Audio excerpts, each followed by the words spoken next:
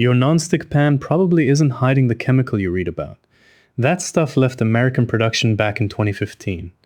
And the flake that comes off a scratched coating?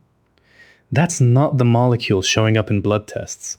But there's something people do to these pans on an ordinary morning, without thinking about it once, that's genuinely put people in hospital. PFOA was the chemical in the lawsuits. It's the one that ended up in water supplies and in almost everyone's blood. Under an EPA stewardship program, American manufacturers agreed to get rid of it, and production here stopped in 2015. So if your pan's from the last decade, the compound that gave nonstick its bad name was never in it. What makes that surface slippery is a bond between carbon and fluorine. It's one of the strongest in chemistry. Food slides off because almost nothing can get a grip on it.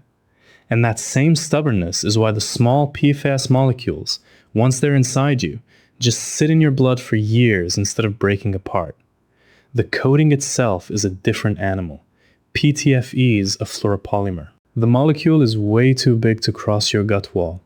Swallow a flake and it leaves the way it came in. Visible damage isn't the interesting part. Back in 2022, researchers put damaged nonstick pans under a laser microscope and counted what came away too small to see. One crack shed around 9,000 plastic particles. A badly degraded coating, they estimated, could put out roughly 2 million over a stretch of cooking. That number counts what the pan lets go of, not what your body takes in. Nobody's measured how much of it you actually absorb from cooking. Release isn't dose. The injury that actually shows up in the medical literature has nothing to do with scratches.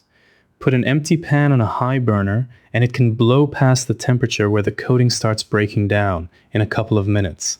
There's no food, no oil, nothing pulling the heat away. The fumes give people a short flu-like illness that has its own name, polymer fume fever. And in some homes, there's someone who doesn't survive that same air. It isn't a person. If your kitchen's full of small decisions like this one, subscribe, and I'll keep taking them apart. Birds are the exception. A parrot in the same kitchen can die from fumes that leave you with a mild headache. Their lungs pull far more out of every breath than yours do. So, 2 changes, both free. Never preheat an empty pan. Put the oil or the food in first, and the surface stays hundreds of degrees below the range where it degrades. Then, retire a pan once the coating's worn through to the metal underneath.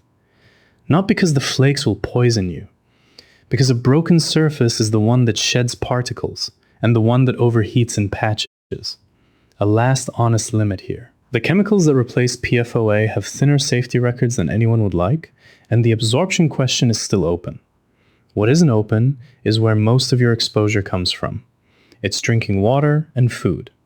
That's why the EPA set its first national limits for PFAS in tap water in 2024.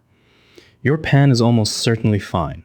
So this week, take a look at the one you cook with most. If the coating's gone through, that's the pan to replace.